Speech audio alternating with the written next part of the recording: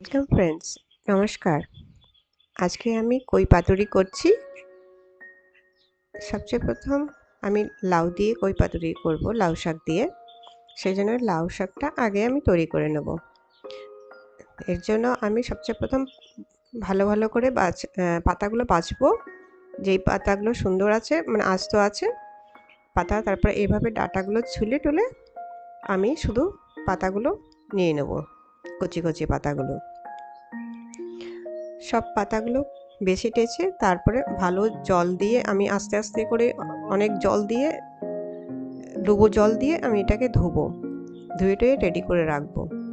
এটা বেশি জলের মধ্যে ডুবিয়ে না ধুলে এটা ছিঁড়ে যাওয়ার সম্ভাবনা থাকে। সেই জন্য আমি বেশি জলে ভালো করে এটাকে ধুয়ে টুয়ে রেডি করে রাখবো। আর এদিকে কই মাছও আমি ধুয়ে রেডি করে রাখবো। এই দেখুন, এইভাবে পাতাগুলো আমি বেছে নিয়েছি। এখন সবচেয়ে প্রথম কই মাছে আমি নুন হলুদ মাখিয়ে ওটা একটু সময় রেখে দেব। নুন হলুদ মাখিয়ে রেখে তারপরে আমি মশলা তৈরি করব।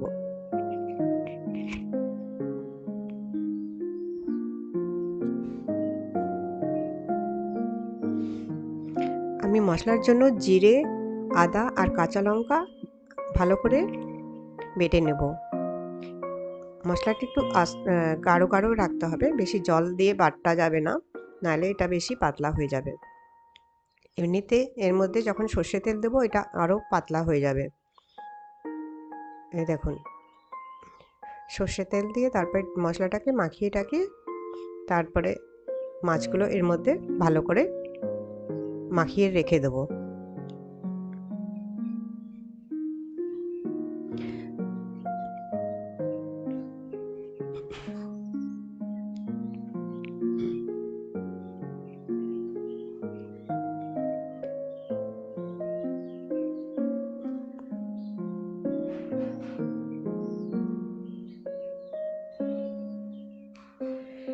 এরপর পাতাগুলো আমি হাতের উপরে আগে সাজাবো, একটার উপরে একটা পাতা রাখবো, 4-5টা পাতা রাখবো, বড় ছোট মিশিয়ে পাতা রাখবো।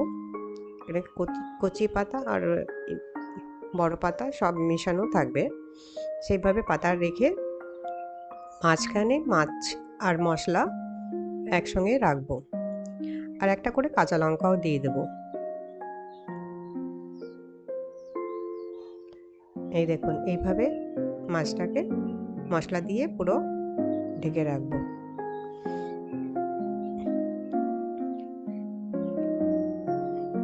এরপরে এই পাতাগুলো আস্তে আস্তে ভালো করে ফোল্ড করে নেব ভিতরের দিকে।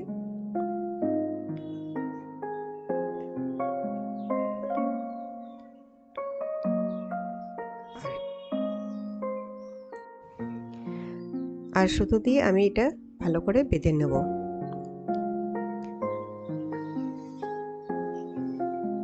আমি এই পাতুরিটা ভাতের সাথে রান্না করব, কিন্তু এটা মশলাগুলো একটু বাইরে বেরোবে না।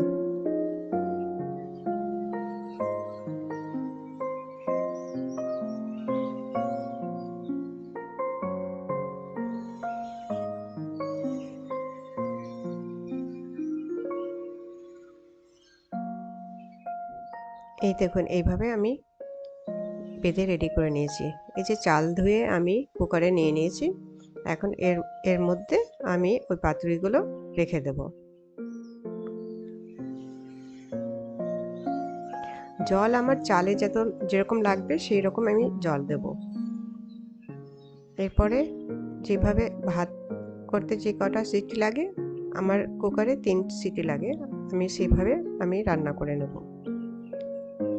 রান্না করার পরে দেখুন এটাও হয়ে গেছে, নিচে চালের মধ্যে ঢুকে গেছে ভাতের মধ্যে।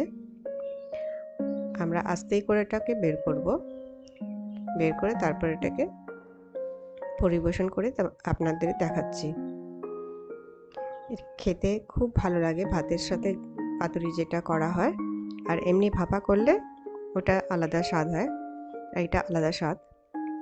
এভাবে করে দেখুন, খুব ভালো লাগবে। সিম্পল অল্প কটা সামগ্রী দিয়ে এটা তৈরি হয়ে যায়। Thank you.